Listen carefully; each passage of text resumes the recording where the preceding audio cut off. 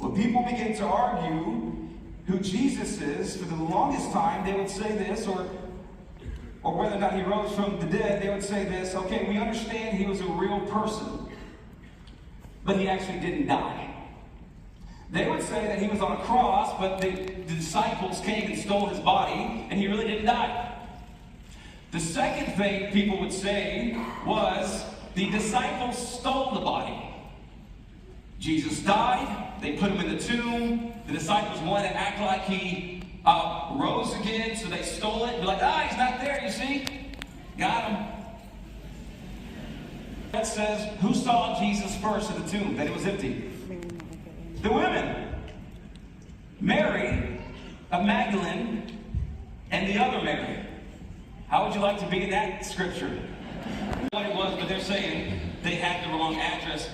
Then the skeptics are saying, we'll give it to you. He died, he was put in the tomb, and it was empty. We'll give that to you. But here's what we think. We understand that people say they saw him after the fact. In fact, the scholars would say that about 500 people would say they saw Jesus alive after he died.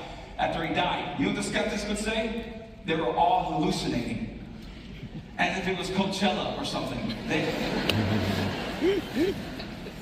Too many of y'all laugh. That concerns me a little bit. That y'all know about Coachella.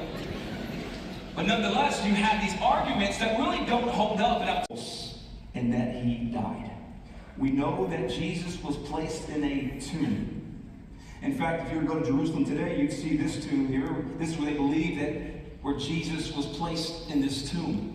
They believe Jesus was placed in here, and the theory of the disciples still in the body and taking it from here doesn't hold up. The reason why the Roman government was so threatened by the claims of who Jesus was that they would set guards next to the tomb so that nobody could come steal the body. It does not matter how much money you have. It doesn't matter what you have. Your soul will tremble when Jesus comes back. And the scripture says, every single knee will bow. Now, when he comes back, the resurrection of Jesus will go to spend eternity with him. Those who reject the resurrection of Jesus will spend eternity without him. Now let me tell you something.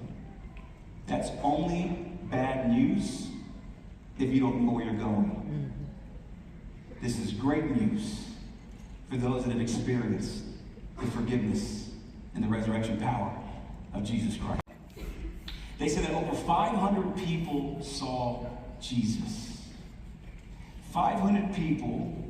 Many went to their death, but 500 people who say, I know he was real, I have experienced it. In fact, try telling one of these people who got baptized that Jesus isn't real. Did you see how much emotion and passion? It's because they have experienced him, and he, in the Bible, lives were changed. Men in the Bible, lives were changed. All different backgrounds, same God, changed lives.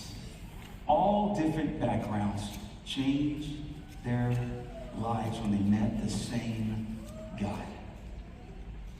There's a story I want you to hear this morning. A story that proclaims the power of the resurrection of Jesus. The story that I think many of us can relate to. A story that I hope allows you to see that our God is very real. And our God is still changing lives. Take a listen.